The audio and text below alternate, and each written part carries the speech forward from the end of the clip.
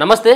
కాసేపటి క్రితమే మాజీ మంత్రి కల్వకుంట్ల తారక రామారావు కొన్ని వ్యాఖ్యలు చేయడం జరిగింది. ఫార్ములా ఈ రేస్కు సంబంధించినటువంటి కేసులో ఏసీబీ ముంగడికి హాజరు కావడం జరిగింది. హాజరవుతూ ఒక పక్కన ప్రెస్ మీట్ పెట్టి కొన్ని వ్యాఖ్యలు చేయడం జరిగింది. నన్ను అరెస్ట్ చేస్తారు కావచ్చు అన్నటువంటి భయాన్ని వ్యక్తపరచడం జరిగింది.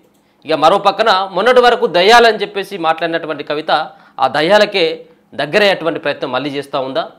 అసలు బీజేపీ పార్టీ రాష్ట్ర అధ్యక్ష బాధ్యతలు ఎవరికి ఇవ్వబోతా ఉన్నారు? ఒక పక్కన స్థానిక సంస్థల ఎన్నికలు ముంచుకొస్తున్నటువంటి తరుణంలో బీజేపీ పార్టీ యొక్క స్టెప్ ఏంటి? బీసీలకు సంబంధించినటువంటి నినాదం నిజంగా ప్రజల్లోకి వెళ్తుందన్నటువంటి అంశాలని వీటన్నిటి పట్ల మాట్లాడేటువంటి ప్రయత్నం చేద్దాం. మనతో పాటు బీజేపీ పార్టీ సీనియర్ నాయకులు అలాగే కేసీఆర్కి చాలా దగ్గర మిత్రుడు రాజయ్య యాదవ్ గారితో. సార్ నమస్తే. నమస్తే. సో ముందుగా కేటీఆర్ అంశాన్ని తీసుకుందాం. ఇప్పుడు ఆయన ఏసీబీ ఆఫీసులోనే ఉన్నాడు. ఒక పక్కన బీజేపీ పార్టీ అలాగే కాంగ్రెస్ పార్టీ ఈ రెండు పార్టీలు బీఆర్ఎస్ పార్టీ పైన కుట్రలు చేస్తూ ఉన్నాయి, మమ్మల్ని అరెస్ట్ చేసేందుకు ప్రయత్నం చేస్తూ ఉంది అని చెప్పేసి ఆయన మాట్లాడుతున్నటువంటి మాటలు నిజంగా ఫార్ములా ఈ రేసులో అవకతవకలు జరిగినాయి అన్నటువంటి భావన మీకు ఉందా? లేకపోతే కుట్రకోలంలోనే మీ దోస్తును కానీ మీ దోస్తు కొడుకైనటువంటి కేటీఆర్ని కానీ ఆ విధంగా అరెస్ట్ చేయాలన్నటువంటి ప్రయత్నం జరుగుతుంది. దీనిపైన మీ సమాధానం ఏంటి? కుట్ర ఉంటుందా అసలు? కుట్రుంటే వీళ్ళకి కూడా ఉండాలి కదా. కుట్ర అంటే వీళ్ళతోనే పుట్టాలి కదా. వీళ్ళు కూడా కొన్ని రోజులు అంటే 10 ఏళ్ళు ప్రభుత్వం ఉన్నారు కదా.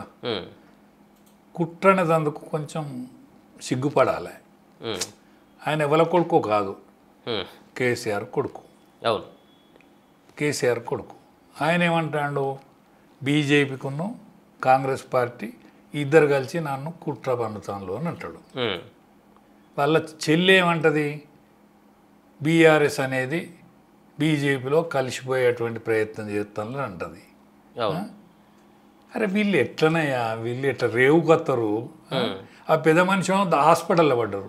అరే మీకు దండం పెట్టి చెప్తానమ్మా, ఆయన చంపుతారా, మీ ఇజ్జత్ ఇస్తారా ఆయనది? మరి ఆయన ఏమనుకుంటా పోయిండు, స్టేట్మెంట్ ఇచ్చిండు కదా. అవును, కమిషన్ ముందు ఆయన ఏమనుకుంటా పోయిండు, స్టేట్మెంట్ ఇచ్చిండు. ఏం స్టేట్మెంటా, ఏం కథ, ఆ జడ్జి గారు ఏం అడిగిండో ఏం చెప్పిండో మనకు అనవసరం. జడ్జి గారు ఏం అడిగిండో ఏం చెప్పిండో మనకు అనవసరం. అరే మీరు పోతా అంటే కుట్రలా, ఆమె సారాయి కేసు చేసి లిక్కర్ దందా చేసి నువ్వు తిహారీ జైలు ఉండతావు.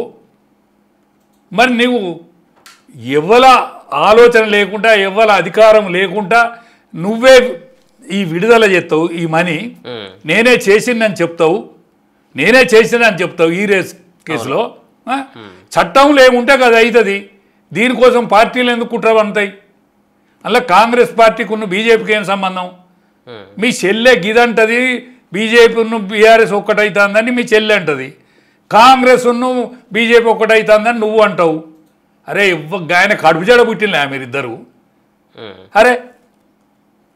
అరే ఏమి ఆయనే గండడు భారతదేశంలో ఒక సంచలన వార్తలు చేసిన వ్యక్తి, తెలంగాణకు ముందుండి నడిపించిన రథసారథి, సరే అనేక మందిని కలుపుకొని పోయినటువంటి వ్యక్తే కదా.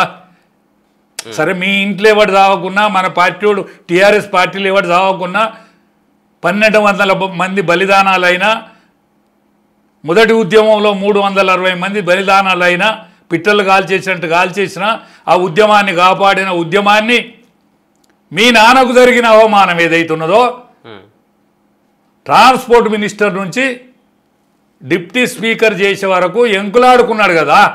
ఎంకులాడుకొని ఎందరినో ఉద్యమకారులను ఎవరి దగ్గర ఏమున్నది, బీజేపీ దగ్గర ఏమున్నది, లెఫ్ట్ల దగ్గర ఏమున్నది, రైట్స్ దగ్గర ఏమున్నది, ఉద్యమం ఎన్ని రోజులు నడిచింది, ఎవరెవరు ముందడబడ్డరని ఆలోచించి చంద్రబాబు మీద కసి తీసుకునేటువంటి పని చేసి ఒక సారథ్యం నడిపిన ఆయన కడుపులో పుట్టింది కదా. మీరు ఎక్కడ పాడైన్లు, మీరు అమెరికాలో ఉంటుంది, అమెరికాలో ఉండొచ్చి మెల్లగా ఇక్కడ బతుకుదెరువు మంచుకున్నట్టునని ఇలా వచ్చి ఆయనకేదో అమితమైన ప్రేమ మీది కోటి లోపల ఒకటి పెట్టుకొని మిమ్మల్ని చేసినందుకు, అరే ఆయన చంపకుండ్రాయా దయచేసి.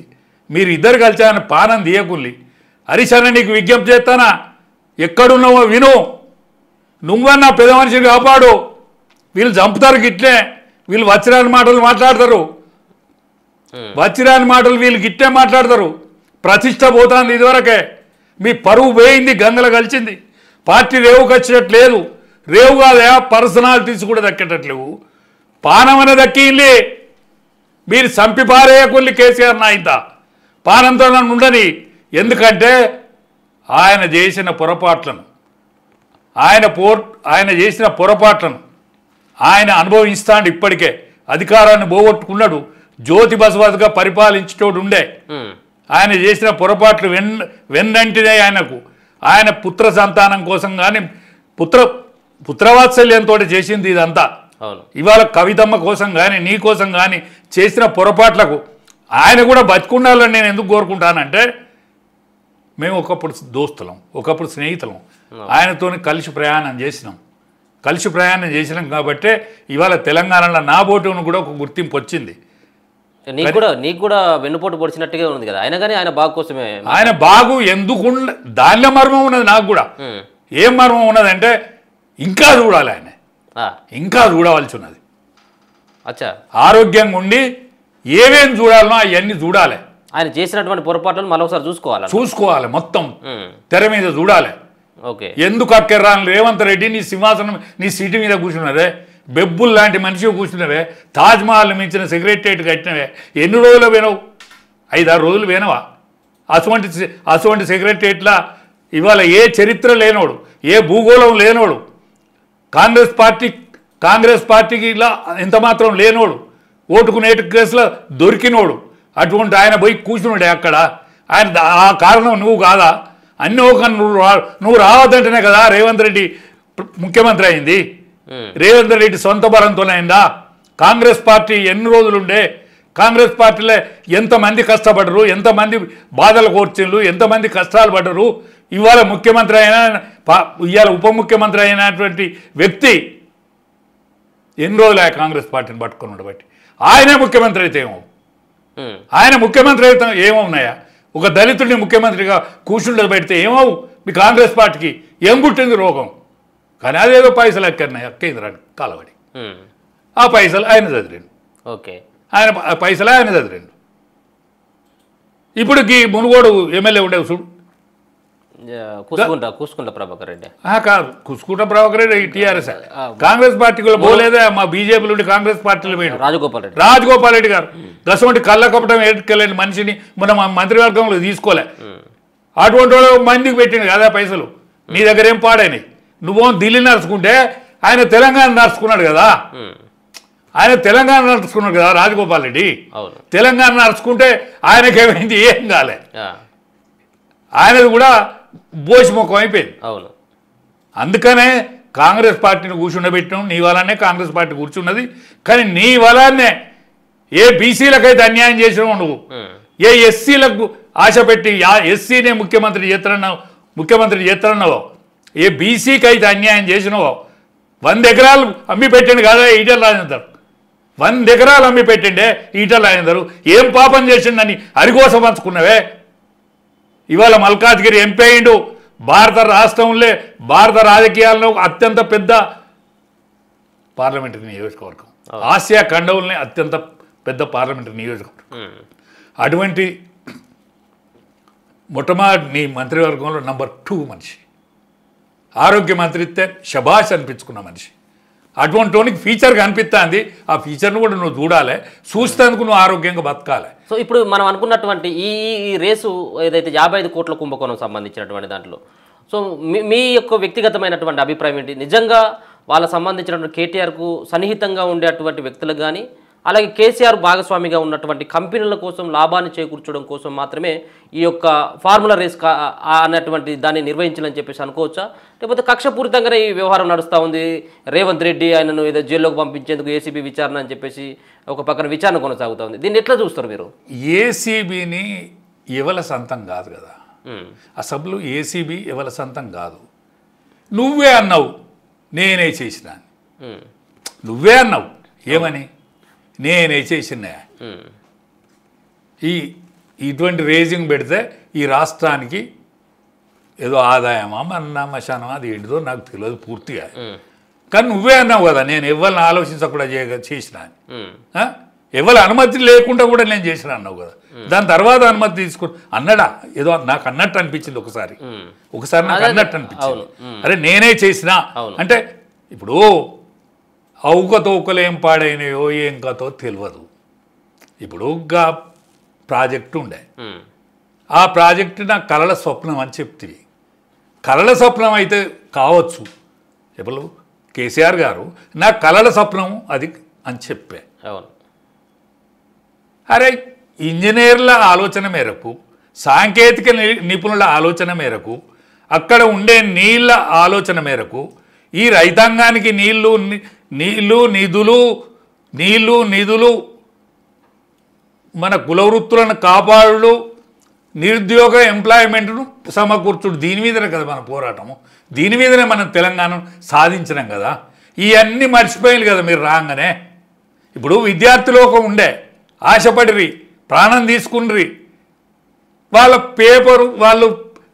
Paper రాయంగానే leak. అది వాళ్ళు ఉద్యోగం పేపరు అదే 10th పేపర్ లీక్ కాదు, ఇంటర్మీడియట్ లీక్ కాదు, గ్రాడ్యుయేషన్ పేపర్ లీక్ కాదు, బీటెక్ పేపర్ లీక్ కాదు, నౌకరు పేపర్ విడుదల కాగానే అది లీక్. వాడు ఎప్పటికి వాడే ఎస్ఐ వాడే, సిఐ వాడే, ఎస్పీ వాడే, డిఎస్పీ వాడే, వాళ్ళు అట్టే ఉంటారు. మాజీ ఓడి ఎన్నడూ రిటైర్డ్ కాదానే వాడినో పెడితిరి. పోరాడిన పొల్లగాన్లో పాపం కష్టపడ్డ పిల్లలు వాడిని తెచ్చే వరకు లీక్ చేతురి. అట్లా పిల్లల గొంతు కొత్తిరి. ఈ ప్రాజెక్టును చూడు అంటారు మమ్మల్ని. మళ్ళీ తర్వాత చూడకుంటే తప్ప అప్పుడు అలా మాకేం తెలిసిందని మమ్మల్ని మమ్మన్నారు బస్సులు వేసుకొని. మళ్ళీ ఆయనకి మా బస్సులు బంద్ పెడుతుంది, ఆడ పోలీసు వాళ్ళని కావాలి పెడుతుంది, అన్నీ ఒక అంతా చూడొద్దంటే అనుమానం రాదానే మందికి వస్తుంది అంతే. అలా తప్పున్నదా ఒప్పున్నదా? నా కళల స్వప్నం నేనే కట్టినా అంటే బొట్టు రక్తం ఖర్చు పెట్టినా, బొట్టు రక్తం ఖర్చు పెట్టినా నా కళల స్వప్నం నేనే ఇదంతా నిర్మాణం చేసిన, డిజైన్ నాదే, A to Z నేనే, కర్త కర్మ క్రియ అంటివి. అవును, మీ నాయన అట్లానే, నువ్వేమంటివి ఇది ఎవరి అనుమతి లేకుండా నేనే చేసిన, ఇది బహుళ ప్రచారం, ప్రపంచ దేశాలల్లో ఇవాళ హైదరాబాద్ నగరాన్ని కూడా చూపెడతా అని నువ్వే అంటివి. ఇవాళ కక్ష సాధింపు చర్య అని మళ్ళీ మీరే అంటివి. అరే తలకున్ను తోకకు ఏమన్నా అంటున్నాదే మీరు మాట్లాడేది? విజ్ఞులు మీరు, చదువుకున్నోళ్ళు, అమెరికాలో చదివినంటావు, కోట్ల వ్యాపారం ఇడిచిపెట్టిందని నువ్వు అంటావు, అమెరికాలో నేను అది ఇడిచిపెట్టి వచ్చినాన్ని, నేను బతుకమ్మ అంతా మూల పడుతుందని బతుకమ్మ కోసం వచ్చినాను మీ చెల్లి అంటది. మీ చెల్లెమో బీజేపీ టీఆర్ఎస్ ఒక్కటవుతుందని మీ చెల్లి అంటది, కాంగ్రెస్ బీజేపీ ఒక్కటవుతుందని నువ్వు అంటావు. ఈ మాట ఇంటే కేసీఆర్ ఏమని అనుకుంటాడు? ఆయన దావకాలు ఉన్నాడు, సంపకుంలే. సో ఇప్పుడు కవిత కూడా మొన్న మనం ఒక 15-20 రోజుల క్రితం కూడా ఈ విషయం గురించి మాట్లాడుకోవడం జరిగింది. కేసీఆర్ చుట్టూ దయ్యాలు ఉన్నాయంటూ ఒక మాట మాట్లాడింది. సో ఆ రోజు కూడా డిస్కషన్ చేయడం జరిగింది. సో ఇప్పుడు మళ్ళీ వాళ్ళని అంటే కేసీఆర్కి కాళేశ్వరం కమిషను నోటీసులు ఇచ్చిన తర్వాత మా నాన్నకి ఎట్టిస్తారు, మా నాయనకు మీరు ఇచ్చేటువంటి దమ్ము ఎక్కడిది, అది ఇదని మాట్లాడింది. దాని తర్వాత ఈరోజు ఫార్ములా ఈ రేసులో తన అన్నకు మద్దతుగా మా వర్కింగ్ ప్రెసిడెంట్ అయినటువంటి మా అన్నకి మీరు ఎట్లా నోటీసులు ఇస్తారని చెప్పేసి అంటా ఉన్నది. సో కవిత స్టెప్పు ఏ విధంగా ఉంటుంది? కవిత యొక్క మనస్తత్వం ఏంటిది? నిజంగా అంటే ఒక పక్కన ఏమని చర్చ నడిచిందంటే ఆస్తుల పంపకాలలో కొంత గొడవ అయింది వాళ్ళకి, వీటిని సరిదిద్దుకోవడం కోసం మాత్రమే ఒక ఆడినటువంటి డ్రామాగా చూడొచ్చా?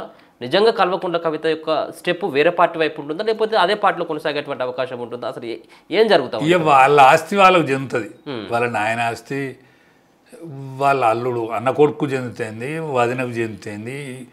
ఈమెకేదో కోపం వచ్చింది అని అనుకున్నాం, కానీ క్యాల్ చెప్పింది అనిపిస్తుంది ఇప్పుడు నాకు.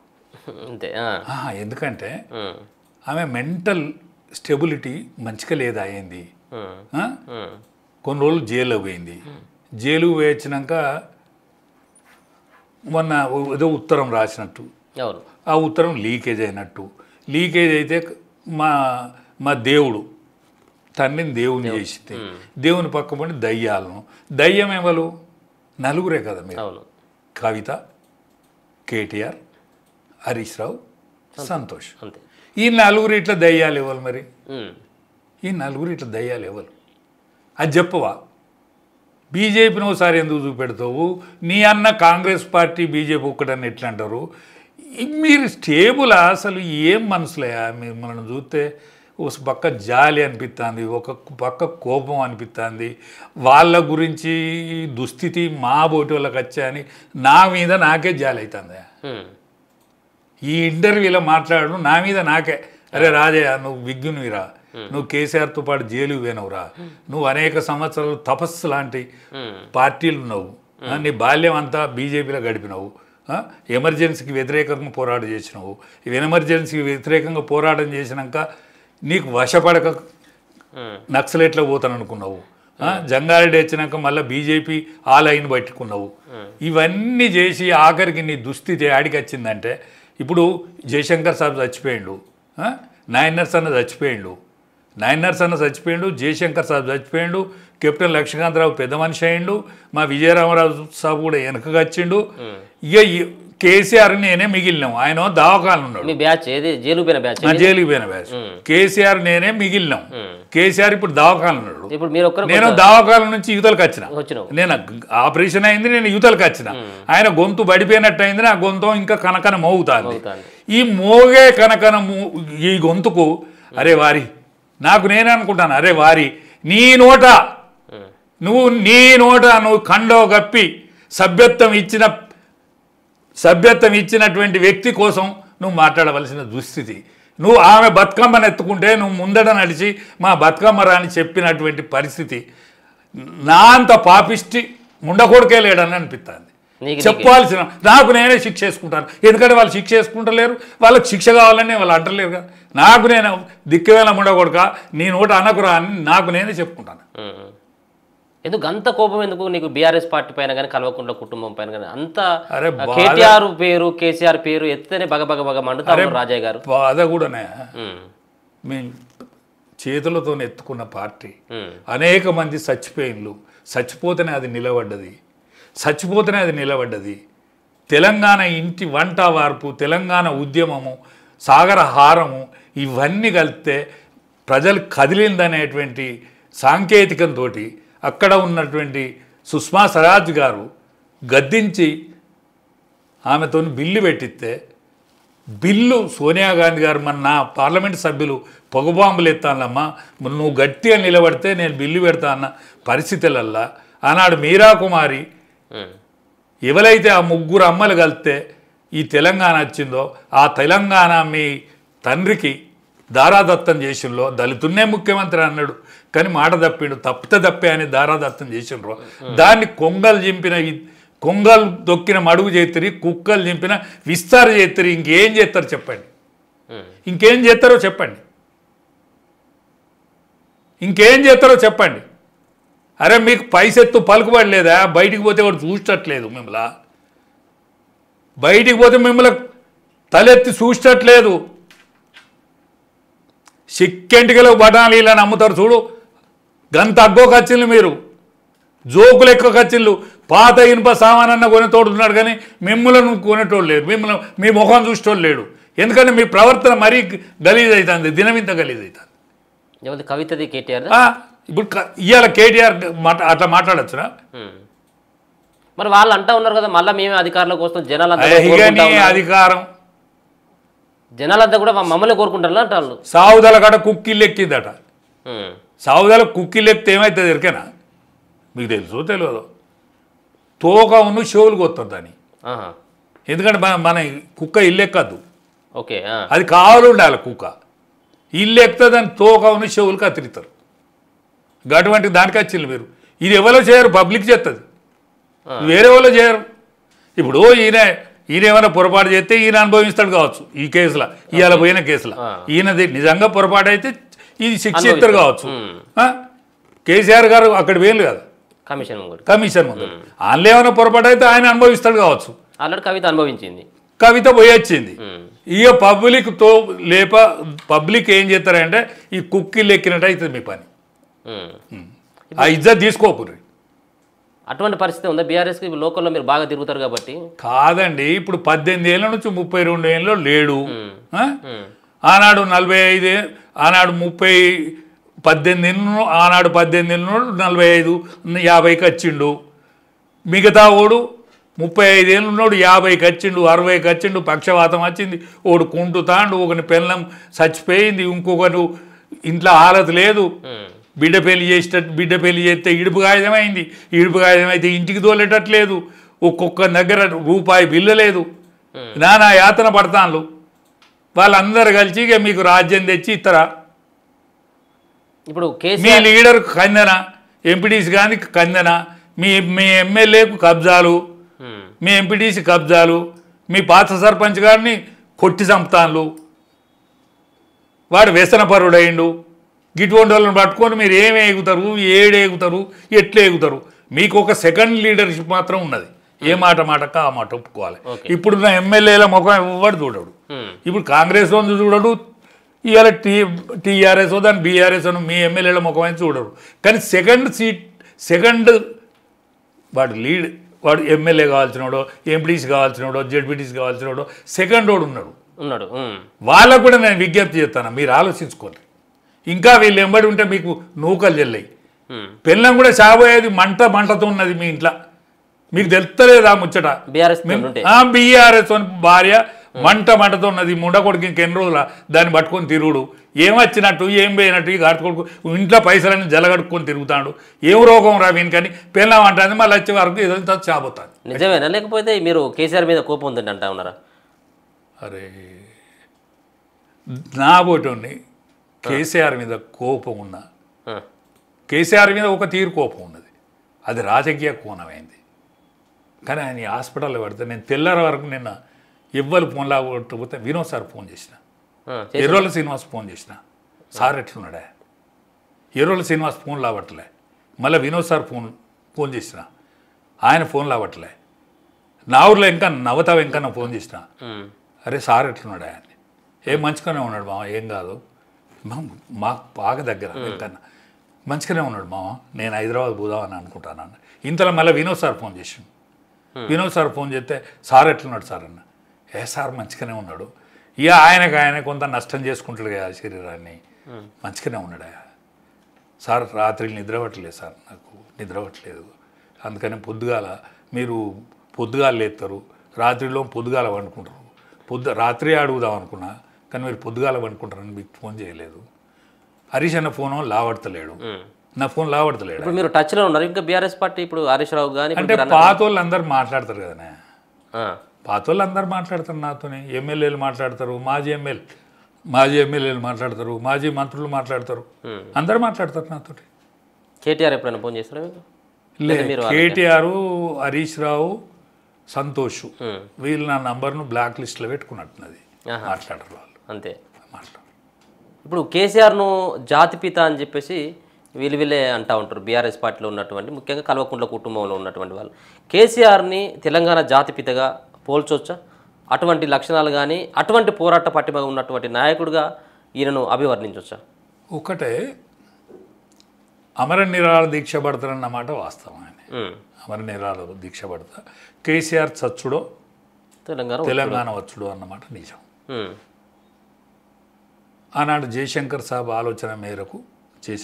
ఆలోచన మేరకు నిరాహార దీక్షలు కూర్చుందాం అనుకున్న మాట నిజం. సిద్దిపేటల వేదిక నిర్మాణం చేసిన మాట నిజం.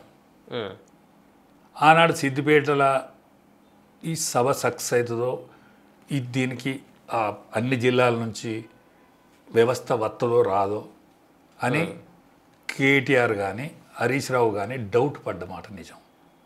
ఆ డౌట్ నాతోనే వ్యక్తం చేశాను. నేనే కేసీఆర్ దగ్గర పోయినా, మామయ్యతో మీరు మాట్లాడలేను, హరీష్ అని అన్నాడు, డాడీతో మీరు మాట్లాడలే అంటే నేనే పోయినా. నాకు ఇట్లా ఆలోచన మంచిగా లేదే, వీళ్ళే వినబెట్టలే. నేను జిల్లాలంతా ఫుటింగ్ వస్తలేదే, అంత మంచిగా లేదు, ఇప్పుడు మనకు వాతావరణం మంచిగా లేదు అంటే లేదు ఇప్పుడు రాకపోతే ఇప్పుడు కాదన్న, ఇది చేయాలి, ఎట్లా చేయాలి. కేసీఆర్ అని తోడు చచ్చుడా తెలంగాణ వచ్చుడా అన్నమాట నిజం. ఇవన్నీ నిజమే, కానీ మనతోనే కాలేదు కదా ఇది. మనం ఇప్పుడు దాని ప్రయత్నము పోయిరాయలు పెట్టుడు జెన్యున్గా జరిగిందా? ఇది సంబంధించినటువంటి నిరాహార దీక్ష ఈ అంత వ్యవహారం అంతా అంటే అప్పుడున్నటువంటి పరిస్థితుల్లో కొన్ని వార్తలు బయటకు వచ్చినాయి. అంటే కవితమ్మ కొంగుచాటుకు తీసుకుని వచ్చి తాగిపిచ్చేది, తినిపించేది, అటువంటి వార్తలు కూడా వచ్చినాయి. నిజంగా ఆయన కూకున్నటువంటి దీక్ష అది ఒరిజినల్గా జరిగిందేనా సరే అప్పుడు తెలంగాణ ఉద్యమంలో అందరికి కూడా ఉంది ఒక తెలంగాణ రావాలన్నటువంటి ఒక ఆకాంక్ష అందరికి ఉంది కాబట్టి సో అది మనం బట్టబయలు చేయలేకపోయినాం కానీ సో అటువంటి మీరు ఎందుకంటే పక్కనే ఉన్నారు కాబట్టి ఇప్పుడు దీక్షకు మేము కరీంనగర్ నుంచి బయలుదేరినామే కరీంనగర్ నుంచి బయలుదేరినాం మమ్మల్ని అలుగునూరు చౌరస్తాలనే అరెస్ట్ చేశారు ఇప్పుడు జయశంకర్ గారు కేసీఆర్ గారు విజయరామరావు సాబు కెప్టెన్ లక్ష్మీకాంతరావు నేను అవును నాయన నరసన్న మేము 6గురం బయలుదేరినాం 6 బయలుదేరితే మా కార్లు వెనక వస్తాయి మేము 6గురం అలా కూర్చుంటే మాది అలుగునూరు చౌరస్తాకు వచ్చే వరకు మా కారును మిగతా జనాన్ని రానియకుండా మా కారును ఒంటరి చేసింది పోలీసు వాళ్ళు అక్కడ మమ్మల్ని దించారు దించి జయశంకర్ సాబుని ఇడిచిపెట్టిళ్ళు మమ్మల్ని 5గురిని పోలీస్ వ్యాన్ ఎక్కించారు పోలీస్ వ్యాన్ ఎక్కించినాక ఈసారి మనం ఏమో నినాదం అదో ఏదో ఇచ్చుకుంటా పోలీసు వాళ్ళు వాళ్ళ బారెత్తారు కదా వాళ్ళ బలం ముందర మా బలం ఎంత అలా పారేసినాక ఇక వరంగల్ మొక్కన తీసారు వరంగల్లో మాకు సెంట్రల్ ఈ కోర్టుకు తీసుకుపోతారు కావచ్చు అని మేము అనుకున్నాం కోర్టుకు తీసుకుపోలే ఈ వర్ధనపేట మొక్కన పోతా అంటే మాకు పొద్దుగా లేతివి గడిపోతివి మాకు మూత్రం అవుతలేదు నేనే అన్నా అరే మేము దొంగలం అని మమ్మల్ని గుచ్చ కూడా పోనీయరా ఇది ఎంత అన్యాయము మేము లేట్ తీసుకుపోతాంలో చెప్పారు మమ్మల్ని మాకు దేహబాధలు ఉంటాయి కదా అంటే అప్పుడు వర్ధనపేట యువతల ఆపారు బీసీ తండ దాటినాక ఆపారు డీసీ తండ దాటినాక ఆపితే మేము అందరం ఇక దేహబాధలు తీర్చుకున్నాక మళ్ళీ మమ్మల్ని అలా ఇక మాకు ఎరికే కాదు ఇక వచ్చి కూర్చున్నాం కేసీఆర్ గారు కూర్చున్నారు ఖమ్మం జైలు పోయే వరకు సాయంకాలం అయింది అప్పుడు కొత్తగా ఓపెనింగ్ చేస్తాను ఆ జైల్లో మమ్మల్ని పెట్టిండ్రు ఆ రోజు నేను ఈ నిమ్మకాయలు ఈ గ్లూకోజ్ పొడి ఇదంతా వాళ్ళను పోలీసు వాళ్ళని అడిగితే అరేంజ్ చేయించినాక సాయంకాలం వరకు అని అనుకున్నాం ఇంతలా మా కోసం ములాఖతు పెట్టిండు ఒక ఆయన అడ్వకేట్ ములాఖతు పెడితే నేను కేసీఆర్ పేనం పోయినాక కేసీఆర్ గారు అడిగిండు బయట ఏం జరుగుతుంది అని అడిగిండు అడ్వకేట్ను ఆ పోలీసు వాళ్ళ మధ్య మాట్లాడుకోవాలి కదా మేము ఇద్దరే ఉన్నాం ఈ మిగతా ముగ్గురం ఆడ జైల్లోనే ఉన్నారు ములాఖాత్ మధ్య పోలీసు వాళ్ళ మధ్య మాట్లాడతాను మాట్లాడే సందర్భంగా శ్రీకాంత్ సారి ఇట్లా పెట్రోల్ పోసుకున్నాడు 80% కాలిపోయాడు చాలామంది బతకరని అంటున్నారు ఇదనంటే కేసీఆర్ బోర్ అని ఏడ్చిండు ఏడితే అరే గండడు నేనే పొదుపు పట్టుకున్నా నా సింగులతోటే నేను కళ్ళనీళ్ళు చూసిన అన్న మీరు ఏడతారా అన్న ఇదనంటే ఏం చేస్తామన్నా మనం ఇంట్లో ఉంటేమి పిల్లలు చచ్చిపోతారు బయట అని అన్నాడు ఆయన చిత్తశుద్ధిని ఎట్లా శంకించాలి చెప్పు అప్పుడు కానీ కవితమ్మ కొంగుసాటుకు తెచ్చిందనే మాట వస్తాం మళ్ళీ దాని తర్వాత జయశంకర్ సాబు ఒకరోజు ఉన్నాము తెల్లారి మమ్మల్ని మళ్ళీ హాస్పిటల్కి ఆయన స్టేచర్ మీద ఎత్తేసుకొని తీసుకుపోయారు ఆయన ఎత్తుకుపోయి తీసేసుకున్నాక ఇంకా ఆయన పోయినాక ఈ ఇంజక్షన్ వాళ్ళు వచ్చేదానిక నేనేం ముట్టను కాక ముట్ట అని ఆయన భీష్మించి కూర్చున్నాడు ఇక్కడ హాస్పిటల్లో భీష్మించి కూర్చోగానే మా కోసం మళ్ళీ పోలీస్ వ్యాన్ వచ్చింది వచ్చి మీరు కూడా రావాలి హాస్పిటల్ కానీ తీసుకుపోయారు ఆయన ఒక రూములు ఉండే మేము అందరం పోయినాం ఇక అందరికి ఒకలం కన్నీళ్ళు పెట్టుకున్నాం బాధ అనిపిస్తుంది కదా ఇట్లా బాధ అనిపిస్తుంది కదా గిట్ల చేయబట్టి మనలు అంటే ఇంతలో జయశంకర్ సాబ్ కూడా వచ్చాడు వచ్చినాకే తలో ఇద్దరిని ఒక్కొక్క రూమ్లో వేసారు నన్ను కెప్టెన్ సాబ్ కొద్దిగా చూసుకునేందుకు మన నాయన నరసన్నను విజయరామరావును ఒక రూమ్లో వేసిండ్రు దాని తర్వాత కేసీఆర్ను ఒక్కనే ఒక దాంట్లో వేసిండ్రు జయశంకర్ సాబును కూడా ఒక రూమ్లో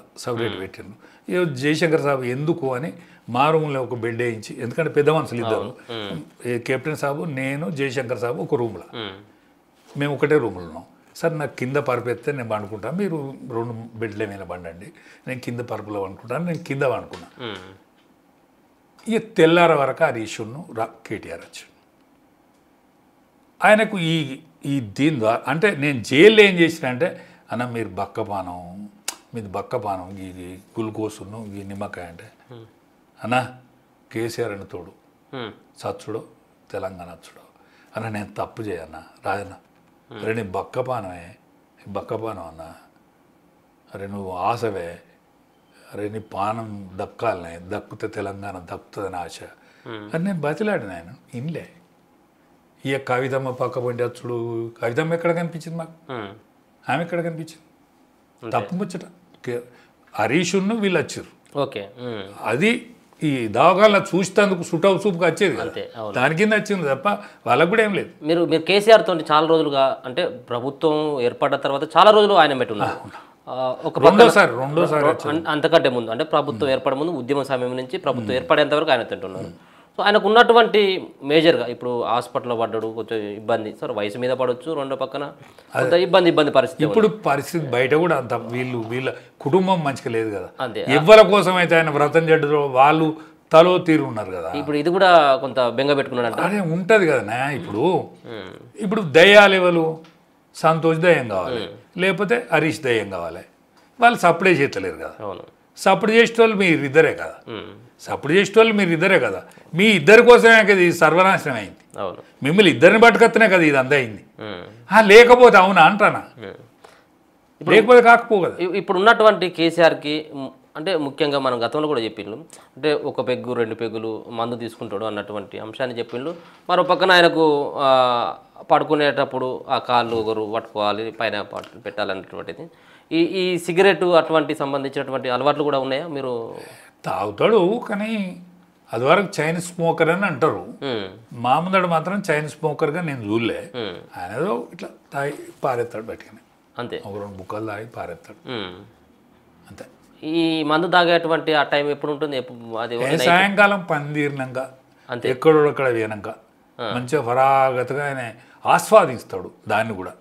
మంచిగా స్నానం చేసి మంచిగా మళ్ళీ బట్టలు మార్చుకొని మళ్ళీ బట్టలు మంచిగా వేసుకొని ఆస్వాదిస్తాడు తప్ప ఆయన నిశ్చావచ్చుడో ఓర్రుడో తోర్రుడో ఏది లేదు ఏం లేదు ఏం కాదు. అంటే కొన్ని మీటింగ్లలో సైతం కూడా కొంత ప్రచారం మీటింగ్ కూడా తాగితేనే ఎక్కువ మాట్లాడతాడు తాగితేనే ఘనంగా మాట్లాడతాడు కొన్ని పదాలు వస్తాయి పద్యాలు వస్తాయి అన్నటువంటిది కూడా ప్రచారం. ఆయనకు మామూలు టైంలో కూడా వస్తాయి పద్యాలు మామూలు టైంలో కూడా పద్యాలు వింటాడు మామూలు టైంలో కూడా వస్తుంది. నేను మన తొలి వెలుగు ముందట ఈ కాంచెల్ ఇది స్టాప్ కావాలని చెప్తానా. ఆయన పొద్దున్న దాకా తాగడు మీటింగులలో తాగడు పనంతా తీరినాక రాత్రి తాగుతాడు ఆయన పండుకునేంత మందం తాగుతాడు. పండుకునేటప్పుడు కూడా ఏమి తినడు. పొద్దుగాలనే ఒక బుక్క గంతే తింటాడు. మధ్యాహ్నం ఏదైనా గింత సిరిదిండి తింటాడు. కానీ ఇంకా ఆయన మీద ఈ కోణంలో బంద్ చేయండి. మీరు ఆయనతో పాటు కూకొని నేను సిట్టింగ్ చేసేది ఆయనతో సిట్టింగ్ చేసేది. అందరు ఎక్కడో అక్కడ లేచిపోయినాక మేము ఇద్దరం కలిసి ఉండేది. అరే నేను కాదే నేను ఒక మాట చెప్పాలి. నాకు ఇంత కోపం వస్తుంది అది వస్తుంది ఇది వస్తుంది అంటారు కదా. చిన్ననాడే మా తండ్రి దూరం అయింది నాకు. మా తమ్ముడు చనిపోయాడు మా చెల్లె చనిపోయింది మా బావ చనిపోయాడు. నన్ను పెంచిన తండ్రి నా తండ్రి దూరం అయిండు. నన్ను పెంచిన తండ్రి చచ్చిపోయాడు. మా అమ్మ చచ్చిపోయింది. ఇవన్నీ కూడా నేను కేసీఆర్తో అనుభవించిన పూర్తి చేసుకున్నా. నేను నిజం చెప్తాను. ఆ లోటు తీర్చిండు ఆయనతో తీర్చి నన్ను రాజకీయంగా ఎందుకో ఎదగనేలే ఆయన కానీ నేను అడగలేదు ఆయనను. కానీ ఆయనే అన్నాడు ఇయ్యలే. నన్ను విజయశాంతి వచ్చినాడు పార్లమెంట్కి అన్నాడు. విజయశాంతి వచ్చినాడు పార్లమెంట్కి అన్నాడు. దాని తర్వాత నేను రాజ్యసభ పంపుతా అన్నాడు. యాదవులకే ఇస్తా అంటే నేనే మీటింగ్ పెట్టిన ధన్యవాదాల మీటింగ్ నేనే పెట్టిన. తెల్లార వరకు పేరు మార్చిండు. దాని తర్వాత నేను ఎమ్మెల్సీ చేస్తా అన్నాడు. పోనా ఇక నీదే అన్నాడు. దాని తర్వాత శ్రీనివాసరెడ్డిని చేసిండు. మరి ఎన్నడూ ఏం అనలే నేను ఆయనను. నాకేం పదవి ఇవ్వలేదని ఎన్నడూ కూడా అనలే. మరి ఎందుకు ఏ కోపం మీద బయటకు వచ్చింది? మరి మీరు కోపం కాదే కానకపోయా మాట్లాడకపోయా. నేను పోలీసు వాళ్ళ దగ్గర పోయి నా లిస్టులో నా పేరు ఉన్నదని చూసుకోవాల్సిన దుస్థితి ఏర్పడే. ఏం చేయాలి చెప్పండి. అందరూ నన్ను ఏలాన్ చేయబట్టి రాజన్న గొడ్డు చాకరీ చేసిండు రానిత్తలేడు మాట్లాడతలేడు ఎవరికి కాంతలేరని చెప్పబట్టి కొంచెం ఇజ్జత్దారుని కదా. నేను గొల్లీలలో పుట్టినా కదా. గొల్లోడు ఇజ్జత్దారా ఏమున్నా లేకున్నా ఇజ్జత్దారు వాడు. రాజన్న రావే అవమానాన్ని భరించలేడు కదా. రాజన్న రావే మళ్ళీ కలిసి పని చేద్దాం అయింది అయిపోయిందంటే వెళ్ళేటువంటి అవకాశం ఏమన్నా లేదు. ఒక్కసారి పోవాలన్నది ఆయన దగ్గరికి. ఎప్పుడంటే ఒక బీసీ ముఖ్యమంత్రి అయిన రోజు, బీసీ ముఖ్యమంత్రి అయిన రోజు, ఒక దళితుడు ప్రధాన పాత్ర పోషించిన రోజు, నువ్వు రిజెక్ట్ చేసిన వాళ్ళందరినీ కూడా ఒక హై లెవెల్లో చూసిన రోజు. ఎందుకంటే నాకు గొంతున్నది ఇంకా. తెలంగాణకు జరిగిన అన్యాయాన్ని, మీరు చేసిన అన్యాయాన్ని, కాంగ్రెస్ పార్టీ చేసిన అన్యాయాన్ని నేను గొంతెత్తి ఎలుగెత్తి సబ్బండ జాతికి చెప్పేటువంటి నాకు అవకాశం రావాలని నేను కోరుతాను. నన్ను అందరూ గుర్తుపడతారు. అందరూ ఇవాళ మీ వీడియోలు కూడా అనేక మంది చూస్తాను నేను మాట్లాడే మాటలు.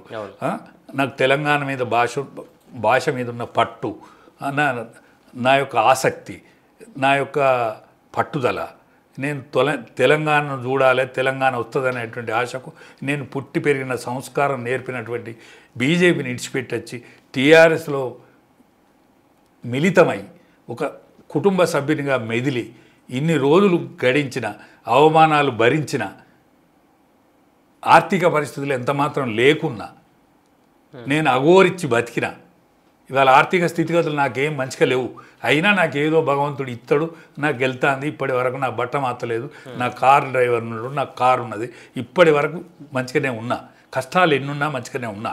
కాబట్టి వీళ్ళందరూ చూసిన రోజు ఇవన్నీ అయిపోయాక అప్పుడు కేసీఆర్తో గడపాలన్నది, నాకు టైంపాస్ చేయాలన్నది. అన్న నువ్వు వినకపోతే అది ఏమైందో చూడు, ఆ రాజ్యం చూడు ఎట్లా నడుతాను చూడు. మనం అనుకున్న కలలు కన్న తెలంగాణ అద్దుల తెలంగాణ కాదు, హక్కుల తెలంగాణ ఏర్పడ్డది, దళితుల తెలంగాణ ఏర్పడ్డది, బీసీల తెలంగాణ ఏర్పడ్డది. ఇవాళ మనం ఏరిపారేసిన వాళ్ళందరూ కూడా మునగాళ్ళై నడుపుతాను చూడు అని చెప్పాలన్నది. ఇప్పుడు ఈ పార్టీని మళ్ళీ బతికించాలంటే బిడ్డ కొడుకుతుంటే ఆగమైపోయింది అన్నటువంటి అంశాన్ని చెప్పుకుంటూనే, ఒకవేళ ఈ పార్టీ పూర్తి స్థాయిలో కేసీఆర్ అల్లుడైనటువంటి హరీష్ చేతిలో పెట్టినట్టయితే మళ్ళీ బతికి బట్టగట్టేటువంటి అవకాశం ఉంటుందంటారా? ఒక్కటే మనస్ఫూర్తిగా కేసీఆర్ మనస్ఫూర్తిగా చెప్పేంతసేపు హరీష్ రావు నిర్ణయం తీసుకోడు. అరే ఇది ఆగమైపోయిందిరా, నేను ఈ పూరగాలను తీసుకొచ్చుడు, కన్న సంతానాన్ని తీసుకొచ్చుడు తప్పే అయింది, ఇక నువ్వన్న దిశానిర్దేశం మనల్ని నమ్ముకొని ఉన్నోళ్ళు ఇంకా ఉన్నారు, వాళ్ళని కాపాడు అని ఆయనకు ఈ బీఆర్ఎస్ బ్యానరు కవిత, కేసీఆర్ ఉంచుకోవాలి. టీఆర్ఎస్కి ఏమైనా అవకాశం ఉంటే టీఆర్ఎస్ను హరీష్ కప్ప చెప్పాలి. హరీష్ కప్ప చెప్తే ఈ మహారాష్ట్ర ఆయన చూడు, మహారాష్ట్రలో 3 పార్టీల కలయికతోటి ఇవాళ బీజేపీ గవర్నమెంట్ ఏర్పడింది. అక్కడ ఇవాళ కాంగ్రెస్ పార్టీలో ఉన్నటువంటి వ్యక్తులు కూడా, కాంగ్రెస్ పార్టీలో మంచి వ్యక్తులు కూడా ఉన్నారు, అందులో లేరని కాదు, వాళ్ళందరూ కూడా తెలంగాణ కాంగ్రెస్ పేరు మీద ఒక పార్టీ బ్యానర్ పెట్టుకొని వాళ్ళు కూడా ఒక వేదిక నిర్మాణం చేసుకొని మన అందరం కలిస్తే సునాయాసంగా ఒక గొప్ప తెలంగాణ ఆవిర్భావం, హక్కుల తెలంగాణ, అద్దుల తెలంగాణ, ఇంకేమైనా లోపాలు ఉంటే అవన్నీ సరి చేసుకునే తెలంగాణ వస్తుందని నేను సీనియర్ వ్యక్తిగా భావిస్తాను. ఇది నా భావన. సో ఒక పక్కన మీ పార్టీ గురించి మాట్లాడాల్సిన అవసరం ఉంది. ఇప్పటికీ బీజేపీ పార్టీకి ఒక పక్కన రాష్ట్ర అధ్యక్షుడు ఉన్నప్పటికీ రాష్ట్ర అధ్యక్షుడు బాధ్యతలు కొత్త వాళ్ళకు అప్పగించినట్టు అయితే బాగుంటుందన్నటువంటి అభిప్రాయం అందరిలో ఉంది. ఆ దిశగా మీ పార్టీ కూడా కసరత్తులు చేస్తూ ఉన్నది. ఒక పక్కన బీసీకి ఇవ్వద్దు అన్నటువంటి భావన మీ పార్టీలోనే వ్యక్తమవుతుంది. ఒక పక్కన మళ్ళీ ఇంకొక అగ్రవర్ణాలకు ఇవ్వాల్సినటువంటి అవసరం ఉంది అని చెప్పేసి మీ పార్టీలో ఆ భేదాలు కనబడతా ఉన్నట్టుగా అర్థమవుతూ ఉంది. అంతేకాకుండా బీజేపీ పార్టీకి సంబంధించిన రాష్ట్ర అధినాయకత్వం పైన, రాష్ట్ర అధ్యక్షుని పైనే ప్రధానంగా మీ పార్టీకి సంబంధించినటువంటి ఎమ్మెల్యే అయినటువంటి రాజాసింగ్ సైతం కూడా కొన్ని ఆరోపణలు చేస్తూ ఉన్నాడు. అవసరమైనట్టయితే ప్యాకేజీలో మూటలో అప్పచెప్పినట్టయితే పార్టీని కూడా తాకట్టు పెట్టేటువంటి నాయకులు ఉన్నారు మా పార్టీలో అన్నటువంటి వ్యాఖ్యలు చేస్తాను. సో ఏం జరుగుతూ ఉన్నది? రేపు రానున్నటువంటి స్థానిక సంస్థల ఎన్నికలు మరి ఎక్కడ ప్రిపేర్ అయినట్టుగానైతే బీజేపీ పార్టీ కనపడట్లేదు. ఏంటిది అసలు మీ లక్ష్యం ఏంటిది? బీజేపీ పార్టీకి కొత్త అధ్యక్షుడు రావాల్సినటువంటి అవసరం ఉందా? వస్తే ఎవరుంటే బాగుంటుంది అన్నటువంటి అభిప్రాయం ఉంది మీకు? ఒకటే, జాతీయ పార్టీ బీజేపీ అనేది ఇప్పుడు ఆయన ఎదురున్నటువంటి కాంగ్రెస్ పార్టీ నాయకత్వం ఏదైతున్నదో అది బాగా కూషై కనిపిస్తుంది. వివిధ రాష్ట్రాలలో అధికారాన్ని కోల్పోయింది, 3 రాష్ట్రాలలో మాత్రమే అధికారంలో ఉన్నది. ఇంకేమైనా పొత్తులు ఉండక తమిళనాడు లాంటిది ఏదైనా ఉండవచ్చు, ఇదంతా కేరళలో ఇంత ఉండొచ్చు, సరడంతా. కానీ రేజింగ్లో లేడు ఎవరు వాళ్ళ నాయకుడు ఎవరైతే రాహుల్ గాంధీ ఉన్నారో ఆయన రేసింగ్లకు అవుపడతలేడు.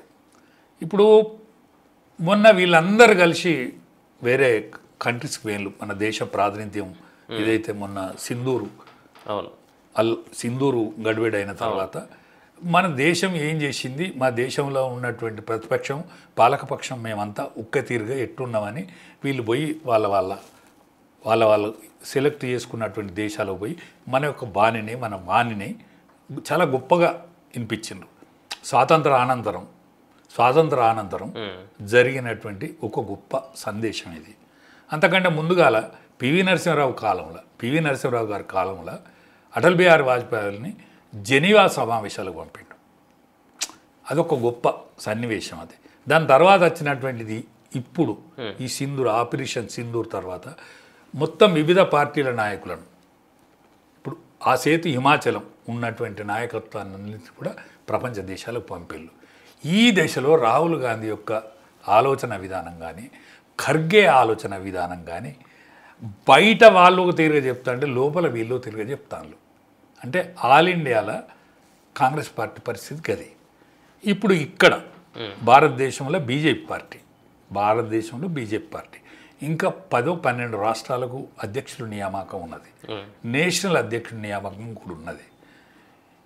ఇప్పుడు ఉత్తరప్రదేశ్ మధ్యప్రదేశ్ రాష్ట్రాలు ఎన్నికలు అయిపోయినాయి. ఇప్పుడు బీహార్ ఎన్నిక ఉన్నది. దాని తర్వాత ఉత్తరప్రదేశ్ ఎన్నికున్నది. దాని తర్వాత పశ్చిమ బెంగాల్ ఎన్నికున్నది. దాని తర్వాత కొన్ని ఎన్నికలు ఉన్నట్టున్నాయి. ఇంకా ఏది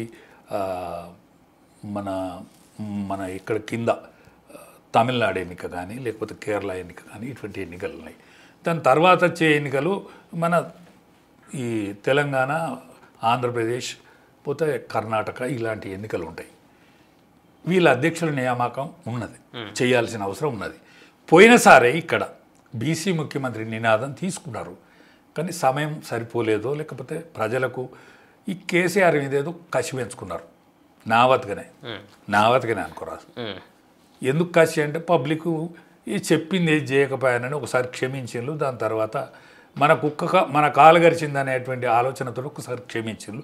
2 సార్లు చంపారేసి బీజేపీని కోటెత్తే ఈ బీసీ ముఖ్యమంత్రి అంటాడు మంచిగానే ఉన్నది. కానీ మీరు కోటెత్తే అందుకుంటాడో అందుకోడని దాన్ని కథం చేసి దాన్ని ఇడిచిపెట్టి కాంగ్రెస్ పార్టీని ఎన్నుకున్నాడు. రేవంత్ రెడ్డి లాంటి వాడు ఆడ దిప్పుకున్నాడు. రేవంత్ రెడ్డి ఢిల్లీకి ఏం అవసరం ఉన్నదో అది దిప్పుకొని ఈయన పేరు మీదికి తెచ్చుకున్నాడు. ముఖ్యమంత్రి అయిండు. కానీ 14 ఏళ్ళు ఉద్యమం, 10 ఏళ్ళ పరిపాలన, 24 ఏళ్ళు కేసీఆర్తో ఇష్టం ఉన్నా ఇష్టం లేకున్నా ఉన్నారు. కానీ నీతోని 18 నెలలకే నీ వెనక ఇవ్వలేడు. మొన్న మంత్రివర్గాన్ని నువ్వు విస్తరిస్తే ఆ మంత్రివర్గం విస్తరిస్తే ఇప్పుడు కారాలు మీరాలు దూగుతూనే ఉన్నారు నీ పార్టీలో. సరే నీ కేంద్రంలో మీ పార్టీ బలహీనంగా ఉన్నది కాబట్టి నువ్వు నెక్కత్తవు. అది నిన్ను ఎవడేం చేయడు. కానీ గండి పుట్టింది, సంపుడు పందెం అయితే పుట్టింది. వెన్నుదన్నుగా ఉండే నల్గొండలే పుట్టింది. అది మళ్ళా వెన్నుదన్నుగా ఉండే నల్గొండలే పుట్టింది. ఇప్పుడు రాజగోపాల్ రెడ్డి కానీ ఇవాళ నల్గొండ ఎమ్మెల్సీ గెలిచినటువంటి ఎవరు మన బీసీ మల్లన్న. ఇప్పుడు నల్గొండ ఏదైతే కాంగ్రెస్కు పట్టుకొమ్మగా నిలిచిందో నీ మహబూబ్నగర్ కూడా దిక్కలే. నీ మహబూబ్నగర్ నువ్వు ఎన్నిక కాబడ్డా మహబూబ్నగర్లో కూడా నీకు అంత వెన్నుదన్నుగా దిక్కలే. కానీ ఇప్పుడు రాజగోపాల్ రెడ్డి బయటికి పోకుంటున్నాడు. మల్లన్ననో నువ్వు బయటికి పంపినా నీ మీద ఏకుమేకయే ఉన్నాడు. అది బీసీ నినాదం. ఈ బీసీ నినాదం మల్లన్నతో పాటు ప్రతి ఒక్కరి లోపల మెసులుతాంది ఈ నినాదము. నేను మల్లన్నకు కూడా విజ్ఞప్తి చేస్తాను. ఇవాళ నువ్వు ఒంటరి పోరాటం చేస్తే లాభమా? ఒంటరి పోరాటం చేస్తావా? బీసీలను ఆదరించేటువంటి పార్టీ కోసం కూడా ఆలోచిస్తావా? ఆదరించే పార్టీలు ఏవి ఉన్నాయి? కాంగ్రెస్ పార్టీతోనే అవుతుందా? బీజేపీతోనే అవుతాయా? 2 జాతీయ పార్టీలు ఉన్నాయి. టీఆర్ఎస్ బీసీని చేస్తుందా? ఇదివరకే దళితులను చేస్తానని దోకా చేసిన పార్టీ మన దగ్గర కనిపించేటైతే 3. అంటే ఉన్న పార్టీలతో ఉంటే పోవాల్సిన అవసరం ఏముంది? బీసీల కోసం ఒక పార్టీ పుట్టుకురావచ్చు కదా. అంటే ఒక్కటే పార్టీ. ఇప్పుడు ఓనాడు టీఆర్ఎస్ పుట్టినరోజు తెలంగాణ అంశం గొప్పది. తెలంగాణ అంశం గొప్పది. తెలంగాణ అంశాన్ని తీసుకున్నాడు కాబట్టి అనేక మంది కర్షకులు, కార్మికులు, విద్యార్థి లోకం వీళ్ళందరూ కూడా వెన్నుదన్నుగా ఉన్నారు. మరి మళ్ళా తెలికల్లోడు అన్నీ ఆలోచించుకోవాలని నేను అంటాను. నేను ఆయనకంటే వయసులో పెద్దోని కావచ్చు, కానీ ఆయనంత కెపాసిటీగా నేను ఆలోచిస్తలేననేది నాకు తెలియదు కదా, నాకు తెలియదు కదా. ఎందుకంటే ఒక దరి పట్టుకుంటే ఇంకా సక్సెస్ రేట్ ఎక్కువ వస్తుందేమో అని నా ఆశ. ఇప్పుడు ఒంటరి పోరాటం చేసిన దానికంటే ఒక సక్సెస్ రేట్ కోసం ప్రయత్నం చేస్తే మంచిది. నువ్వు కావాలా ముఖ్యమంత్రి, లేకపోతే బీసీ కావాలా ఆలోచించు. నువ్వు బీసీ అయితే ఎవరైనా ప్రథమంగా వాడు కావాలని కోరుకోవాలి. వాడు కానప్పుడు వాడిని శత్రువు కావద్దని ఆలోచించాలి. వాడు కానప్పుడు వాని శత్రువు కావద్దని ఆలోచించాలి. ఎవడైనా ఆలోచిస్తాడు, ఏ నాయకుడైనా ఆలోచిస్తాడు. వాడు కావాలి, వాడు కానప్పుడు వాని శత్రువు కావద్దు. వాడు మిత్రుడు అయితే మంచిది, వాని మిత్రుడైతే మంచిది. లేకుంటే వాని ఆలోచన విధానానికి తగ్గట్టుగా ఏ పార్టీ అని ఉన్నదా అది ఆలోచించమని నేను మళ్ళీ కూడా నేను మీ ద్వారా విజ్ఞప్తి చేస్తాను. మీ పార్టీ నుంచి వచ్చిండు కదా బయటికి. నేనేమంటానంటే మా పార్టీలో ఎన్నాళ్ళు ఉన్నాడా ఏం కథ నాకు తెలియదు. ప్రైమరీగా నాకు జర్నలిస్ట్గానే పరిచయం, కానీ నేను మా పార్టీలో నేను పూర్తి ఫుల్ ఫ్లెడ్జ్గా నన్ను పార్టీ ఇంకా ఆలింగనం చేసుకోలే. నన్ను ఫుల్ ఫ్లెడ్జ్గా నన్ను కొంతమంది వ్యక్తులే ఆలింగనం చేసుకున్నది తప్ప నన్ను పార్టీ ఆలింగనం చేసుకోలే. ఇంకా పార్టీ ఆలింగనం చేసుకోకుండా వాళ్ళు సర్టిఫై నాకు అక్కర్లేదు. ఎందుకంటే నేను ప్రథమ వర్ష చేసిన, ద్వితీయ వర్ష చేసిన ఆర్ఎస్ఎస్లో, నేను ఉమ్మడి వరంగల్ జిల్లాకు అధ్యక్షుని చేసిన, నేను గొర్రెల పెంపకందారుల రాష్ట్ర అధ్యక్షునిగా చేసిన, నేను రాష్ట్ర వర్కింగ్ కమిటీ మెంబర్గా చేసిన. పోతే ఇంకోటి ఏంటంటే గొర్రెలకు ఆనాడు నిషేధం ఉండే, గొర్రెల మీద గొర్రెలను పెంపు కానియద్దు అనే నిషేధం ఉండే. ఎందుకంటే వృక్ష సంపదను నాశనం చేస్తాయి, గొర్రెలే మాకను పెంచద్దు అని ఉండే. దీన్ని మెల్లగా క్రమేణా వీళ్ళకి ఆర్థిక వనరులు సమకూర్చుకుంటే వీళ్ళందరూ ఆటోమేటిక్గా రద్దు అవుతారు, వీళ్ళు వెనుకోబోతుంది, ఇక ఈ జాతి ఉండదని చెప్తే ఆనాడు 1983లో అఖిలపక్ష మీటింగు నేను ఒక్కనే ఒంటరిగా పెట్టి ఆనాడు సంగంరెడ్డి సత్యనారాయణ గారు మా కులగురువు లాంటివాడు నాకు పెద్ద సపోర్ట్గా ఉండే. ఆయన ఒక 10,000 రూపాయలు అడుక్కొని, ఒక కిరాయి జీపు తీసుకొని, ఒక కరపత్రం వేసుకొని, ఒక గొర్రె పొడేలతోనే ఒక తుమ్మ చెట్టు ఇటుపక్కకు అటుపక్కకు వేసుకొని నేను యావత్తు వరంగల్ జిల్లానే ఆనాడు వరంగల్ జిల్లా తిరిగి 10,000 మందిని జమ చేసి, తొలికేక వరంగల్ను పుట్టింది, గొర్రెలు గడ్డి మేస్తాయి, మేకలు చెట్టు మేస్తాయి. అంతలా అయితే మీరు ఎన్సిడిస్ ద్వారా వాటిని ప్రోత్సహించకండి, గొర్రెలను ప్రోత్సహించండి సుమా. ఇది ఎరువునిస్తుంది, ఉన్నినిస్తుంది, తోలెక్కరకత్తది, మాంసం ఇష్టంగా తింటారు. ఈ జాతి నశిస్తే చాలా ఇబ్బందుల పాలవుతాము. ఈ వ్యవసాయానికి అనుబంధ వృత్తి సుమా. ఈ యావత్ భారతావనిలో ఉన్నది. ఈ భారతావనిలో గొర్రెలను రక్షించాల్సిన అవసరం ఉన్నదని నేను ఒక్కనే వరంగల్లో పుట్టిన నినాదం అది క్రమేణి జంగారెడ్డి కాలంలో కొంత రూపుదిద్దుకుంటే బండారు దత్తాత్రేయ గారు ఆయన మా కులస్తుడు కాబట్టి ఆయన సికింద్రాబాద్ ఎంపీ అయినాక దాన్ని ముందడి తీసుకుపోయి ఎన్సిడిసి ద్వారా ఆల్ ఇండియాలో ఇవాళ గొర్రెలకు రుణ సౌకర్యం సబ్సిడీ ద్వారా ఏర్పడ్డది. నేను చిన్నోని కాబట్టి, నేను మామూలు కార్యకర్తను కాబట్టి అంత గొప్ప పేరు రాలేదు. నేను చేసిన పనికి అంత గొప్ప పేరు రాలేదు. ఎందుకంటే ఒక సామాన్యుడు, ఒక సైంటిస్టు మొట్టమొదటి భూమి గుండ్రంగా ఉన్నదన్నోని ఇది బైబిల్కు వ్యతిరేకంగా ఉన్నదని ఉరిదీసిళ్ళు. కానీ దాని తర్వాత అందరూ ఒప్పుకున్నారు. నేను పెట్టిన పొలికేక, వరంగల్లో పెట్టిన పొలికేక యావత్ భారతానికి ఇలా తేదీప్యమానంగా గొర్రెల జాతిని ఉద్ధరిస్తుంది. కానీ నేను సామాన్యుడు కాబట్టి నాకు అంత ప్రాచుర్యం లభించలే. కాబట్టి ఇటువంటి ప్రయత్నాలు కూడా నేను చేసిన కాబట్టి నన్ను ఆలింగనం చేసుకోకున్నా, నన్ను హక్కున చేర్చుకోకున్నా, నేను అద్వాని గారు ఆల్ ఇండియా అధ్యక్షుడు ఉన్నటువంటి ఉమ్మడి వరంగల్ జిల్లాగా జనాదేశ యాత్రలో, రామరథ యాత్రలో చురుగ్గా పాల్గొన్నటువంటి కార్యకర్తను కాబట్టి నాకు ఎవ్వల ఆభరణం దొరకడంలో, నాకు కంకణం కట్టడంలో అక్కర్లేదు. నాకు అమిత్ షా గారు దండేసి నా మీద కండో కప్పి నన్ను ఆహ్వానించిండు కాబట్టి ఇప్పుడు మా దాంట్లో అతి ముఖ్యమైన నాయకుడు కాబట్టి నేను బీజేపీగా మనగలిగేటువంటి పరిస్థితి ఉన్నది. ఆయన పోరాట పటిమను ఏ విధంగా చూసుకోవచ్చు? తిరుమల మల్లన్న గారు మాట్లాడేటువంటి మాటలు కావచ్చు, మరొక పక్కన బీసీల కోసం చేస్తున్నటువంటి ఆ పోరాటం కానీ, సో దాన్ని ఒక బీసీగా మీరు ఎట్లా దాన్ని స్వీకరిస్తారు? ఇప్పుడు నేను గొర్రెలకు ఎట్లయితే పులికేక పెట్టినో ఆయన కూడా పులికేక పెడతాడు. నేను గొర్రెలకు ఎట్లయితే పులికేక పెట్టినో ఆయన కూడా పులికేక పెడతాడు. ఆయన ప్రజాప్రతినిధి కూడా, ఎమ్మెల్సీ కూడా. కాబట్టి ఆయన కొంత ప్రాధాన్యత ఉండే మాట వాస్తవం. కానీ ఆయన ఆలోచించి ఈ బీసీ లోకానికి ఏదో ఒక్కరికంటే దాన్ని అందరినీ ఇంకా ఆలోచించి, ఇంకా బీసీ మేధావులు కూడా ఉన్నారు కదా, దానికోసం పోరాటం చేసేటోళ్ళు ఉన్నారు కదా, వాళ్ళ ఆలోచన మేరకు, ఇంకా పార్టీల ఆలోచన మేరకు, ఇంకా ఆయన అన్ని పార్టీలలో కూడా సన్నిహితులు ఉన్నారు ఆయనకు. వాళ్ళందరితో కూడా సంప్రదించి ఒక వేదిక నిర్మాణం చేసినా, లేకపోతే ఇంకో పార్టీ పెట్టినా, ఏది పెట్టినా కూడా అది కరెక్ట్గానే సక్సెస్ అయ్యే రేట్లో పెట్టాలి సుమా. ఎందుకంటే బీసీల పేరు మీద ఒక పార్టీ పెట్టి అది ఫెయిల్ అయిందిరా అని అనిపిస్తే ఇక దాన్ని జోలికి పోకుండా అవుతారు. పిల్లి పాలు తాగకుండా చేయొద్దు. పిల్లి పాలు తాగకుండా అయింది, అది ఎరికేనా మీకు? చెప్పండి, టైం ఉన్నదా? పర్లేదు చెప్పండి. అయితే తెనాల రామకృష్ణుడికి ఒక పిల్లిని, ఒక ఆవును, ప్రతి ఒక్కరికి ఒక ఆవును ఒక పిల్లిని ఇచ్చిందట. ప్రతి ఒక్కరికి ఒక ఆవును పిల్లిని ఈ పోటీ పెట్టిరట. పోటీ పెడితే ఈ మళ్ళా ఎవల పిల్లి బలంగా ఉంటుందో వాళ్ళకి ప్రైజ్ ఇస్తామన్నట. ఈ తెనాల రామకృష్ణుడు ఏం చేసిండట అంటే ఈ పాలు తాగాలనే ఆపేక్షంలో ఈ పిల్లిని ఈ ఉడుకు పాలల్లో పిల్లి ముంచిండు. ఉడుకు పాలల్లో పిల్లిని ఇట్లా మూతి ముంచితే దాని మూతి గాలి ఇక పాలను చూస్తే ఉరుకుడు పెట్టింది. ఇప్పుడు చెత్తో చేమో ఇవన్నీ ఏలుకొనో బిల్కొనో పట్టుకొని బతికింది తప్ప పాలదోలికి పోలే.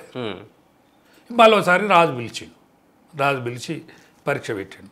ఈ తెనాల రామకృష్ణుడి ఈ పిల్లి బక్క ఉన్నది.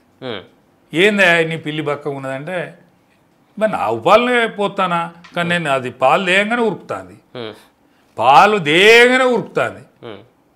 అందరు అరే పరీక్ష పెట్టులే ఈయన ఇదంతా ఏదో కమాల్ చేస్తాడు సుమా, ఒక పరీక్ష పెట్టులు అంటే అందరు పాలు ఇస్తే మొత్తం పిల్లులు వచ్చి పాలు తాగుతాను. ఎవరి పిల్లి వాళ్ళ పాలు తాగుతాను. ఈయన పట్టుకొచ్చాడు పిల్లి, ఈయన పాలు పట్టుకొచ్చాడు, ఈయన పిల్లి ఉరుకుతాను. నిజమే అనుకున్నాడు.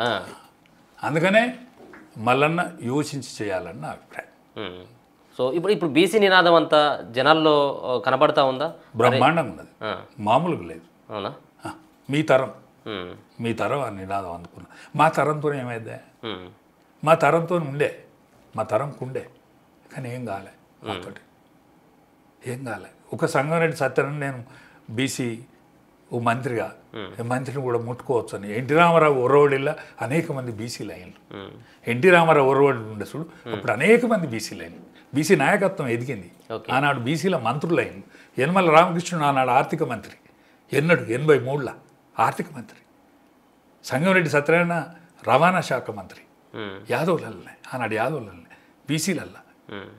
ఇవాళ దాని తర్వాత మళ్ళోసారి మన ఎవరు గౌడ్ సాబ్ మన హైదరాబాద్లో లేడే, దేవేంద్ర గౌడ్ లాంటి ఎంత వెనకెక్కిండు, ఎంత దూరం రాజకీయాలలో వెలుగొందిండు. అనేక మంది ఇప్పుడు ఆ పరిస్థితి కనబడతా ఉందా? అటువంటి చైతన్యం వచ్చింది ఇప్పుడు? వచ్చింది. ఇప్పుడు స్థానిక సంస్థల ఎన్నికల్లో ఆ ప్రభావం కనబడుతుంది అంటారు? ఇప్పుడు 50% మనం ఎప్పుడో గెలుస్తామా, 50% కంటే బీసీలు ఎప్పుడో ముందంజలున్నారు. ఇప్పుడు వీళ్ళు బీసీ రిజర్వేషన్ 42% చేసుడు అన్యాయమే. ఎందుకంటే జనాభా మనం ఎక్కువ ఉన్నాం, వాళ్ళు తక్కువ ఉన్నారంటారు. రెడ్లు పెరిగినట్టు చూపెడతాను, బీసీలు తగ్గినట్టు చూపెడతాను. ముగ్గురు గాంధీ అవొప్పుకోదు, అత్తొప్పుకోదు, లొల్లి అవుతుంది ఇంట్లో. ముగ్గురు గాంధీ ఆపరేషన్ చేయించుకుంటామంటే కనీసం ముగ్గురు గాంధీ లొల్లి అవుతుంది ఇంట్లో. అది రెడ్లిళ్ళలో లొల్లి అవుతుందా, ఎలువలిళ్ళలో లొల్లి అవుతుందా? అరే భ్రూణ హత్యలు వాళ్ళ ఇళ్ళలో జరుగుతాయి, ఆడపిల్ల దొరకలేదు వాళ్ళ ఇళ్ళలో. ఆడపిల్ల దొరకలేదు రెడ్డి ఇళ్ళలో, కోట్లలో దొరకలేదు ఆడపిల్ల. ఆడపిల్ల కావాలంటే దొరకలేదు, వాళ్ళు వేరే క్యాస్ట్ పోయి పెళ్లి చేసుకుంటారు. అరే వాళ్ళ ఇళ్ళలో పోయి మన పిల్లెటలు ఎగులుతుందని వీళ్ళు భయపడతాను. అచ్చా కోటిళ్ళకి ఇస్తాను, ఎందుకంటే వాళ్ళు మెత్తడోళ్ళు కాబట్టి కోటిళ్ళకి ఇస్తాను. అలా శాకాహారి ఎట్లా మాంసాహారమే అని వాళ్ళు భయపడతాను, వాళ్ళకో ఇబ్బంది ఉన్నది. ఇవన్నీ అప్పర్ కాస్ట్లా ఉన్నాయి ఆపరేషన్లు. కానీ మరి బీసీల జనాభా తక్కువ చూపెడతాను. 50% మనం ఎప్పుడో గెలుస్తాను.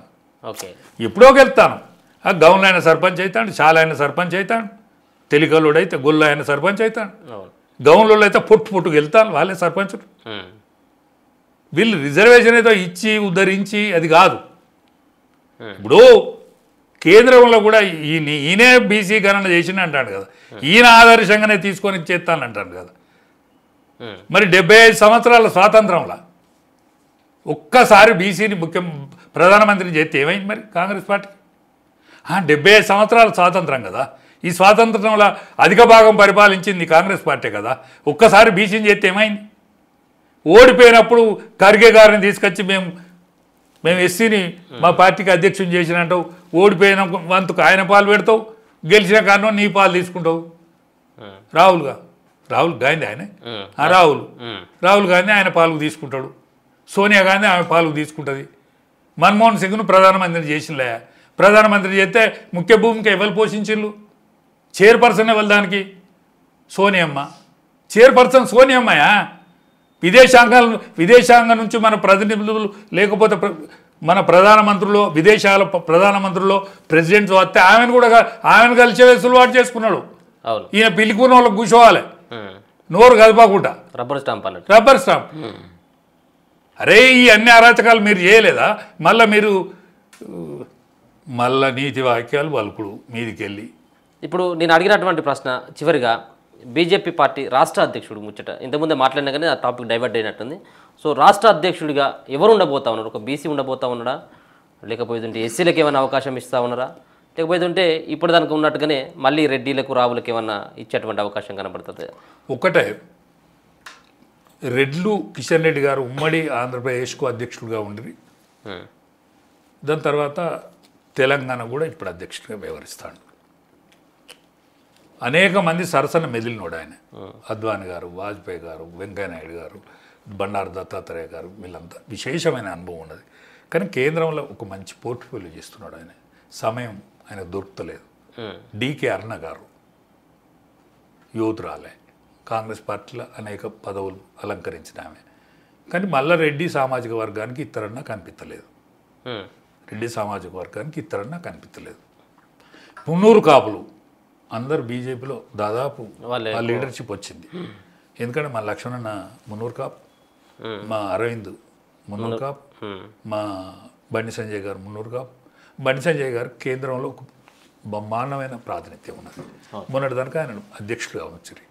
మళ్ళీ ఆయననే మళ్ళా పంపుతారా అనేది, మరి ఆయన మంత్రివర్గం నుంచి తీసి పంపుతారా అనేది కొంచెం సంశయంగానే అవుపడుతుంది. ఆయనకు అవకాశం ఉన్నది, అవకాశం ఇచ్చిండ్రు కూడా. మళ్ళీ అవకాశం ఇస్తే కూడా నెగులగలడు. కానీ మళ్ళీ అవకాశం ఉన్నదని నాకు అనిపించలేదు. ఎందుకో అనిపించలేదు, నా బోటోడికి అనిపించలేదు. నా బోటోడు కాదు, అనేక మంది. అయితే ఆయన అధ్యక్షుడుగా అరవింద్ను మళ్ళీ అధ్యక్షుడు చేస్తాడని అనిపించలేదు. మరి పోతే మా లక్ష్మణ్ గారు, ఆయన ఓబీసీ ఆల్ ఇండియా అధ్యక్షుడు, ప్లస్ ఆయన మాకు ప్రముఖ స్థానం పార్లమెంటరీ బోర్డులో ఆయన మెంబరు. మళ్ళీ ఆయనని తీసుకొచ్చి మళ్ళీ పెడతారని అనిపించలేదు. అక్కడ కూడా ఛాన్స్ కనిపించలేదు. అంటే రెడ్లకు ఛాన్స్ లేదు. పోతే మా ఎమ్మెల్సీ ఉండే, మాజీ ఎమ్మెల్సీ, ఆయన పూర్వీకుడే, ఆయన పేరు గుర్తుకొత్తలేదు. ప్రేమేందర్ రెడ్డి, బ్రాహ్మణ్, కర్ణం ఆయన బ్రాహ్మణ్, నల్గొండ అతనే కానీ ఇక్కడనే ఎమ్మెల్సీ అయింది. ఆయన పేరు నాకు సడన్ గుర్తులేదు. ఆయన పూర్వీకుడే. కానీ బ్రాహ్మణ సమాజం ఏదైతే ఉన్నదో అది పరిమితంగా ఉంటుంది. ఆయన ఆర్ఎస్ఎస్లో ఉన్నాడు, ఏబీపీలో ఉన్నాడు. ఆయనకు అవకాశం ఉండి తీరాలే. కానీ విస్తృతంగా గ్రామాలలో ఉండేటువంటి కమ్యూనిటీ కాదు అది. విస్తృతంగా గ్రామాలలో ఉండే కమ్యూనిటీ కాదు. రెడ్లకు ఇప్పుడు మా దానిలో 8 మంది అసెంబ్లీ మెంబర్లు ఉన్నారు, 8 మంది పార్లమెంట్ మెంబర్లు ఉన్నారు. 8 మందిలో 2 మాత్రమే పాత బీజేపీకి చెందిన వాళ్ళు. 8 మందిలో బండి సంజయ్ గారు, కిషన్ రెడ్డి గారు మాత్రమే మొదటి నుంచి పార్టీకి చెందిన వాళ్ళు. మిగతా 6 కాదు.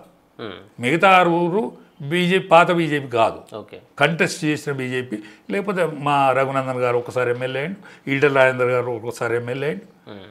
కానీ మిగతా 6 ఇట్లా ఎవరు బీజేపీ నుంచి అయిన వాళ్ళు మళ్ళీ పార్లమెంట్ మెంబర్లు కాదు. ఇప్పుడు 8 మంది అసెంబ్లీ మెంబర్లు ఉన్నారు. 8 మంది అసెంబ్లీ మెంబర్లు ఉన్నారు. అందులో ఎవరు కూడా బీజేపీ కాదు. మా రాజాసింగ్ తెలుగుదేశం నుంచి వచ్చాడు, కానీ ఆయన హీరో. భీముని లాంటి వాడు అనుకోరాదు, విషయాన్ని కూడా కరిగించుకునేంత బలవంతుడు. ఇప్పుడు చిన్నప్పుడు భీమునిగా అది విషం కలుపుతారు కదనే, విషయాన్ని కూడా జీర్ణించుకునేంత కెపాసిటీ ఉన్నాడు మా రాజాసింగ్. ఓకే, మరి మా రాజాసింగ్ ఈ మధ్య తెలుగు కూడా మాట్లాడతాడు. మరి మా చేస్తే ఇస్తేమంటే కొంచెం మన గ్రామీణ ప్రాంతంలల్లో ఆయన గ్రామీణ బాధలు అవస్థలు, ఈ సిటీలో జరిగే అవస్థలు, సిటీలో ఉండే సాధక బాధకాలు, ఎంఐఎం వాళ్ళు పెట్టే ఇబ్బందులు తట్టుకునే శక్తివంతుడు. మరి ఇదంతా గ్రామం లేనిది తడక దగ్గరికి రాదు కదా, తలుపు దగ్గర రాదు కదా. మరి గ్రామీణ ప్రాంతం యొక్క పరిస్థితులలో అవగాహన ఉన్నదా లేదా నాకు అంతగా తెలియదు. ఇక ఉన్న దాంట్లో ఎవరున్నారు,